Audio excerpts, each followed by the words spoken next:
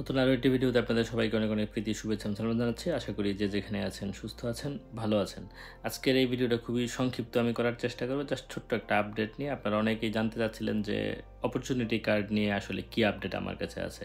Opportunity card নিয়ে আসলে তেমন বড় কোনো আপডেট নেই, কিন্তু ইম্পর্টেন্ট যে আপডেট সেটা হচ্ছে যারা আপনারা অ্যাপয়েন্টমেন্ট নিয়েছিলেন তাদেরকে ডক সাবমিশন মেইল দিচ্ছে এম্বাসি থেকে। সো ডক যখন আপনি সাবমিট করলে তখন আপনাকে ইন্টারভিউর জন্য ডাকবে। এই হচ্ছে মোটামুটি অবস্থা এবং প্রচুর মানুষকে দিচ্ছে। আমি গত ধরেন যে ২-৩ দিনের মধ্যে অন্তত ১০-২০ জন শুধু আমার সঙ্গে যোগাযোগ করেছে। ঠিক আছে? তার মানে শত, শত মানুষকে হয়তো দিচ্ছে। সো এখন কিছু কনফিউশন তৈরি হয়েছে সেখানে। সেটা হচ্ছে ২-৩টা বিষয় নিয়ে কনফিউশন তৈরি হচ্ছে। কেউ বলছেন যেন আমি একটা ভিডিও করে দেখাই কিভাবে এই ভিসা ফর্মটা ফিল আপ করতে হবে বা ডকুমেন্ট সাবমিট করতে হবে, নানান বিষয়-টিষয়। এটা নিয়ে আমার একটু দুঃখ আছে আপনাদের প্রতি। সেটা হচ্ছে ধরেন যে আপনি জার্মানিতে এত বড় একটা সুযোগ, অপরচুনিটি কার্ড নিয়ে অপরচুনিটি নিতে চাচ্ছেন। সেই ক্ষেত্রে আরেকজন ভিসা ফর্ম ফিল আপ করে দিবে, সেটা দেখে আপনি করবেন, বিষয়টা দুঃখজনক। আপনারা নিশ্চয়ই শিক্ষিত মানুষজন। সো এটা বাচ্চা কেউ হলে আমি করতাম ডেফিনিটলি। প্রত্যেকটা ধরে দেখানোর আসলে কিছু নাই।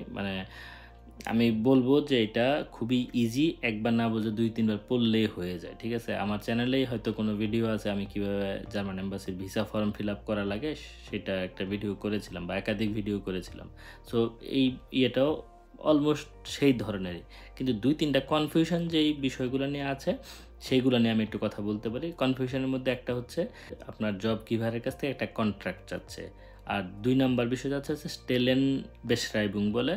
আর ৩ নাম্বার বলছে যে আপনার আরবাইটফুয়াগেন্টুর যেটাকে বলে জার্মানিতে, তাদের কাছ থেকে আপনার ইয়েটা নিতে, কোনো ছাড়পত্র যদি আপনি পেয়ে থাকেন সেটা। সো এই ৩টা বিষয়ই কিন্তু আসলে নট অ্যাপ্লিকেবল হবে যদি আপনি জব সার্চিং ভিসার জন্য আসেন। ঠিক না?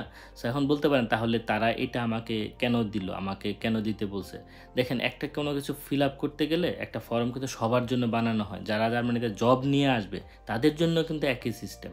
আর যারা জব খুঁজতে আসবে তাদেরকেও একই সারিবদ্ধ করেছে আমার ধারণা আরকি এটা। এবং আপনারা কিন্তু যখন এই ইয়েটা নিয়েছিলেন, অ্যাপয়েন্টমেন্টটা নিয়েছিলেন, তখন কিন্তু অপরচুনিটি কার্ডের জন্য ওরা পোর্টাল রেডি করে নাই। আপনারা যদি আমার ভিডিওগুলো দেখে থাকেন তাহলে নিশ্চয়ই ভুলে যান নাই যে আমি বলেছিলাম আপনাদেরকে সেপ্টেম্বর-অক্টোবরের মধ্যে হয়তো কেউ আসতে পারবেন। সো আমি কিন্তু ডেডলাইন ১ সেকেন্ডও বেশি বলি না, কমও বলি না। আমি আজকে সেপ্টেম্বরের ১ তারিখ ভিডিওটা শুট করছি এবং আপনারা সেপ্টেম্বরে কিন্তু কাগজপত্র জমা দিচ্ছেন। আমার ধারণা বাংলাদেশ থেকে আগামী মাসের মধ্যে অক্টোবরের মধ্যে জার্মানিতে লোকজন আসবে। এখন কথা আছে, যদি এখানে কোনো ভুল বোঝাবুঝি হয়ে থাকে যে আপনারা অনেকে বলছেন এটা তো আসলে জব সার্চিং ভিসা না, এটা হচ্ছে নরমাল জব ভিসার জন্য অ্যাপ্লিকেশন। হতেও পারে হয়তো আমরা ভুল করে সেই জব ভিসার জন্য অ্যাপ্লাই করে দিয়েছি। এটা এম্বাসিতে না যাওয়া পর্যন্ত আপনি বুঝতে পারবেন না। সো এই ক্ষেত্রে আসলে ইয়েটা কি, সলিউশনটা কি? সলিউশনটা হচ্ছে আমি আরেকটা লিঙ্ক ডেসক্রিপশন বক্সে দিয়ে দেবো। এটা সম্ভবত digital.diplo.de এরকম কিছু একটা হবে, যেখানে আপনার digital.diplo.de/Schonchenkarte এরকম কিছু একটা লিঙ্ক হবে, আমি ডিসক্রিপশন বক্সে দিয়ে রাখবো না। সেখানে কিন্তু বাংলাদেশটাও কিন্তু ওপেন হয়েছে এখন, আগে যেটা ছিল না। ওরা আমাকে বলেছিল, জার্মান অথরিটি, একদম হাই অথরিটি কিন্তু বলেছিল যে আমরা এটা ওপেন করব সেপ্টেম্বর-অক্টোবর নাগাদ, সময় লাগতে পারে আমাদের। সো আমি এই গত ৭-৮ দিন ধরে দেখছি যে ওই জিনিসটা ওপেন আছে। আপনি যখন ওখানে যাবেন, যাওয়ার পরে আপনার বাংলাদেশটা সিলেক্ট করা যায়। সিলেক্ট করে দেন আপনাকে একটা লিঙ্কে নিয়ে যাবে। সেই লিঙ্কটাও আমি ডিসক্রিপশন বক্সে দিয়ে রাখবো। সো সেই লিঙ্কে গিয়ে আপনাকে কি করতে হবে? সাইন আপ করতে হবে। আপনার ইমেল অ্যাড্রেস দিয়ে, আপনার একটা পাসওয়ার্ড দিয়ে, আপনার যেরকম আপনি ফেসবুকে সাইন আপ করেন বা জিমেইলে সাইন আপ করেন, ইয়াহুতে সাইন আপ করেন, এরকম থাকে না? অনলাইন পোর্টালে সাইন আপ করতে যা লাগে সেরকম করে সাইন আপ করলে এরপরে কি হয় আমি আসলে টেস্ট করি না, টু বি অনেস্ট। কারণ আমি এত কিছু নিয়ে ব্যস্ত, প্রত্যেকটা জিনিস ইন্ডিভিজুয়ালি আমি আমার ধরেন যে এখন রাত ১:৩০টার মতো বাজে, আমি আপনাদেরকে হেল্প করার জন্য এই কাজগুলা এই ভিডিওটা বানাচ্ছি আসলে, টু বি অনেস্ট। সো এত ব্যস্ততার মধ্যেও মানুষকে হেল্প করা অনেক কঠিন, বিদেশে বসে তো আরও কঠিন। সো তারপরে আমি হেল্প করে আপনাদেরকে একটু ক্লু দেই। আপনারা যদি ওখানে ঢুকেন, একটা সাইন আপ করতে কয় সেকেন্ড লাগে, ঠিক না? আপনি আপনার ইমেল অ্যাড্রেস দিবেন, পাসওয়ার্ড দিবেন, আপনার ইমেইলে একটা লিঙ্ক তারা পাঠাবে, ইমেল ভেরিফিকেশন যেটা, তারপরে আপনার অ্যাকাউন্টটা হয়ে যাবে। সেখানে আপনার হয়তো নাম ধাম নানান কিছু দিয়ে আপনার তথ্য, যেটা আপনি এম্বাসিতে আপনার অ্যানালগ সিস্টেমে দিয়েছিলেন কাইন্ড অফ, ঠিক না? এখন যেটা করছেন, ঠিক আছে, ভিসা ফর্মটা হয়তো ডিজিটাল, ইয়ে কি বলে অনলাইন, কিন্তু অন্য যা যা আপনি করেছেন ইমেল ডিজিটাল, মানে আমি বুঝাতে পারছি না মনে হয়, ঘুম আসতেছে তো সেই জন্য। মানে আমরা নানান মানে প্রসেসের মাধ্যমে যাচ্ছি, কিন্তু ওই যে একটা পোর্টাল, সেখানে কিন্তু একটা ওয়ান স্টপ সার্ভিস, এই যে আমি ভালো মানে খুঁজে পেয়েছি, কি বলে এটাকে, শব্দটা খুঁজে পেয়েছি। এই অনলাইন পোর্টালটা হবে ওয়ান স্টপ টাইপের, আপনি সব কিছু সেখানেই করবেন, একটা সেন্ট্রালি সব কিছু হবে। কিন্তু এতদিন আপনারা যেভাবে করেছেন, এম্বাসিতে আপনি যোগাযোগ করেছেন, মানে অ্যাপয়েন্টমেন্টের জন্য নিয়েছেন, তারপরে ওরা আপনাকে মেল দিল, আপনি আবার দিচ্ছেন, এরকম না। কিন্তু আমার ধারণা যে পোর্টাল হয়েছে সেখানে খুব অটোমেটেড সিস্টেমে অনেক কিছু করা যাবে এবং ওয়ান স্টপ সার্ভিস টাইপের হবে। সো আমি বলবো আপনাদেরকে, যারা আপনাদের মেইল পেয়েছেন সেখানে তো আপনারা যোগাযোগ করছেন, এম্বাসি যদি আপনাকে এইভাবে ভিসা দিয়ে চলে আসতে মানে বলে, আপনি চলে আসতে পারেন, ওয়েল অ্যান্ড গুড, কোনো সমস্যা নাই। কিন্তু কোনো কারণে যদি বলে ভাই হবে না, এটা তো আসলে জব ভিসার জন্য, আপনি জব সার্চিংয়ের জন্য সেটাতে যান, সেই জন্য আমি বলবো এটা একটা ব্যাকআপ হিসাবে আরেকটা সাইন আপ করে সেখানেও সব কিছু করে রাখেন, ঠিক আছে।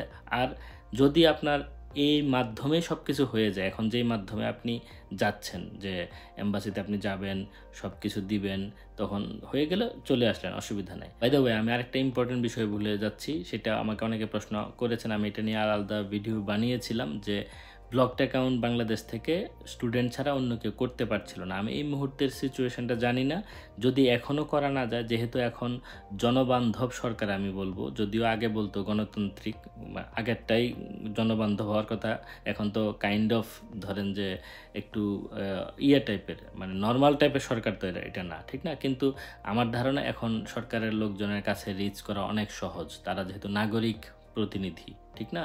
যারা এই যে উপদেষ্টারা আছেন, তরুণ ছাত্র যারা আছেন, তাদেরকে খুব ইজিলি রিচ করতে পারার কথা। তারপরে ডক্টর আসিফ নজরুল হোক বা অন্যান্য যারা আছেন, সবাইকে রিচ করা সম্ভব, তারা ওই রকম না, মানে হায়ার কি তাদের মধ্যে এত থাকবে না। সো তাদের কারো মাধ্যমে রিচ করে যে আমাদের এই বিষয়ে, আমরা এই কারণে আমাদের ব্লগড অ্যাকাউন্ট করা দরকার। সো সেটা একটা পদ্ধতি হতে পারে, যদি অলরেডি ওপেন হয়ে না থাকে। আর যদি ওপেন হয়ে থাকে তাহলে তার কোনো সমস্যা নাই। আরেকটা প্রশ্ন আপনাদের আছে, কেউ কেউ আমাকে করেছেন, সেটা হচ্ছে ব্লকড অ্যাকাউন্ট কখন লাগবে। এটা খুব সিম্পল, আপনার এই মুহূর্তে ব্লকড অ্যাকাউন্ট লাগবে না, যখন আপনাকে এম্বাসি ডাকবে যে আসেন ইন্টারভিউর জন্য, তার আগে কিন্তু আপনাকে অবশ্যই ব্লকড অ্যাকাউন্ট লাগবে। সো ব্লকড অ্যাকাউন্ট আপনারা অলরেডি ওপেন করে ফেলেন, সাইন আপটা, আমি 3টা কোম্পানি আছে জার্মানি, সেগুলোর লিঙ্ক ডিসক্রিপশন বক্সে দিয়ে রাখবো, আপনারা সাইন আপটা করে ফেলেন বিনামূল্যে, কোনো টাকা পয়সা এখন পাঠাতে হবে না। এরপরে আপনি যখন ভিসার জন্য যাবেন, ভিসা অথরিটি যখন আপনাকে ডাকবে যে আসেন এখন ইন্টারভিউ দিতে আসেন আপনি, হ্যাঁ, সব কাগজপত্র নিয়ে, এখন তো আপনি ডক সাবমিট করছেন কি ডিজিটাল, মানে আপনি অনলাইনে মেইলে আপনি সব কিছু পাঠাবেন, ঠিক না। তারপরে ওরা আপনাকে মানে ভিসা ইন্টারভিউর জন্য ডাকবে, তখন আপনার ব্লকড অ্যাকাউন্টের কাগজপত্রটা নিয়ে যেতে হবে, ঠিক আছে। সো আপনি সময় পাবেন, আপনাকে এই কাগজ যখন আপনি এখন দিচ্ছেন, মানে ডক সাবমিট করছেন, তখন ওরা সময় নেবে, মানে 1-2 সপ্তাহ হতে পারে, 6 সপ্তাহ হতে পারে, যা সময় ওরা লাগে নিবে। সো বাই দিস টাইম আপনি সব রেডি করে রাখলে, যখন আপনাকে ইন্টারভিউর জন্য ডাকবে ওরা, এমন তো বলবে না যে কালকে আসেন আপনি, এটা তো বলবেন, আপনাকে টাইম দিবে, হয়তো 1 সপ্তাহ, 2 সপ্তাহ, 3 সপ্তাহ সময় দিতে পারে, বা একটা সার্টেন টাইম দিবে আপনাকে। যদি 5 দিনও দেয়, আপনার ব্লকড অ্যাকাউন্ট করতে 2 থেকে 3 দিন সময় লাগার কথা, ঠিক না। কোনোটা ইনস্ট্যান্টও হয়ে যায়, 1 দিনের মধ্যেও হয়ে যায়, কথার কথা। সো আপনারা ওই সাইন আপটা করে রাখলে ব্লকড অ্যাকাউন্টে টাকা পাঠানো এত কঠিন কোনো কাজ না। বাংলাদেশের যেই ব্যাংকে আপনার অ্যাকাউন্ট আছে, সেই ব্যাংকের থ্রুতে আপনি জার্মানির যে 3টা কোম্পানি আছে তাদের কাছে পাঠিয়ে দিবেন। এখন কথা হচ্ছে, যদি অলরেডি বাংলাদেশ থেকে মানে স্টুডেন্ট ছাড়া কেউ ব্লকড অ্যাকাউন্টে টাকা পাঠাতে না পারে, সেই ক্ষেত্রে কিন্তু ঝামেলা। সেটা আপনারা কয়েকজন মিলাটিলে সরকারের যারা লোকজন আছে তাদের সঙ্গে কথা বলেন, বাংলাদেশ ব্যাংকের যিনি গভর্নর আছেন তিনিও কিন্তু জনপ্রতিনিধি কাইন্ড অফ, ঠিক না। তাদের সঙ্গে কথা বলে একটা মিট করে, মানে এই সমস্যাটার সমাধান আপনারাই করতে হবে, এটা আমি করতে পারবো না, টু বি অনেস্ট, হ্যাঁ। বা আমি কিভাবে পারবো, আমি তো অনেক দূরে আছি, ঠিক না। সো আমার ভিডিও তারা যদি দেখে, কেউ যদি ফরওয়ার্ড করে, তাহলে হয়তো একটা ব্যাপার স্যাপার হতে পারে, যে এই কারণে আমাদের জার্মানি টাকা পাঠাতে হচ্ছে, আমরা যেতে চাই, এই বিষয়টি। সো সেটা একটা ব্যবস্থা নিশ্চয়ই হয়ে যাবে আপনাদের। সো যে 3টে ইম্পর্টেন্ট বিষয় যেটা কনফিউশন হচ্ছে আপনাদের, সেটা হচ্ছে জব কন্ট্রাক্ট। আপনি যেহেতু জব খুঁজতে আসবেন, এই মুহূর্তে আপনার জব কন্ট্রাক্ট থাকার কোনো সুযোগ নেই, তার মানে হচ্ছে নট অ্যাপ্লিকেবল, ঠিক আছে। তারপরে হচ্ছে আপনার স্টেলেন বেশরাইবুং, যেটাকে বলছে মানে জব ডেসক্রিপশন, হ্যাঁ। তো জব ডেসক্রিপশন আপনার কোত্থেকে থাকবে, আপনি তো জব খুঁজতে যাবেন, ঠিক না। এটা হচ্ছে সম্পূর্ণ যারা জব ভিসায় যেতে চায় তাদের জন্য। আরেকটা হচ্ছে আপনার ওই যে আরবাইটফারগেন্টুয়ারের যেই মানে আপনার ছাড়পত্র, সেটাও তো আপনার থাকবে না। কারণ হচ্ছে আপনি তো জব খুঁজতে আসবেন, ঠিক না? আপনি যদি জব পেতেন তাহলে আপনার জব কর্তৃপক্ষ মানে আপনার অফিস সেটা আরবাইটফারগেন্টুয়ার থেকে নিয়ে আপনাকে দিতে পারত, ঠিক আছে? সো এই ৩টা জিনিস আপনার নট অ্যাপ্লিকেবল হওয়ার কথা আমি যতটুকু জানি, ঠিক আছে? তো এখন বলতে পারেন তাহলে এটা জব ভিসার জন্যই মনে হয়। এটা আবার জব ভিসার জন্য না কেন আমার মনে হয়, কারণ নিচে কিন্তু আরও কিছু কথাবার্তা লেখা আছে যেগুলো আবার জব সার্চিংয়ের সাথে কিছু ব্যাপার আছে, হ্যাঁ? জব সার্চিং ভিসার সাথে কিছু কিন্তু মানে সিমিলারিটি আছে। সেই জন্য সব কিছু ওরা একটা জায়গায় দিয়ে রাখছে। যদি আপনার ওইটা থাকে মানে এই ৩টা জিনিস আপনার থাকে, জব কন্ট্রাক্ট, ছাড়পত্র, এগুলো যদি আপনার থাকে এগুলো আপনি দিবেন। আর যদি না থাকে আপনি কি করবেন? বাকি যেই বিষয়গুলো আছে সেগুলো নিয়ে আপনি যাবেন, ঠিক আছে? কনফিউজড হওয়ার কোনো ব্যাপার না। এমন না যে আপনি যদি কোনো কাগজপত্র ছাড়া এম্বাসিতে যান অথবা আপনি ডক সাবমিট করেন, আপনাকে যে রিজেক্ট করবে এটা কিন্তু করবে না ওরা, হ্যাঁ? নরমালি ওরা আরও কাগজ চাইতে পারে অথবা আপনাকে একটা আপডেট তো দিবে। ভয় পাওয়ার কোনো কারণ নেই। আর যদি আপনি কোনো কাগজপত্র ছাড়া এম্বাসিতে যান, এম্বাসি আপনাকে ডাকে, ওই একটা কাগজ মিসিংয়ের কারণে আপনাকে তিরস্কার করে বের করে দিবে অথবা ভিসা রিজেক্ট করবে, এটা হয় না জার্মানির ক্ষেত্রে, ঠিক আছে? ওরা আপনাকে বুঝাই বলবে যে এই কাগজটা মিসিং আছে, আপনাকে এটা দিতে হবে। অথবা আপনি তো ভুল ক্যাটাগরিতে অ্যাপ্লাই করছেন, আপনার এটা হবে না। আপনি ওই পোর্টালে গিয়ে আপনি কি করেন? আবেদন করেন বা সাইন আপ করেন, সব ডকুমেন্ট এই কাগজগুলো ওখানে আপলোড করেন, এইরকম কিছু বলবে। সো আমিও তো ধরেন যে এই প্রসেসের মধ্যে দিয়ে যাই নাই।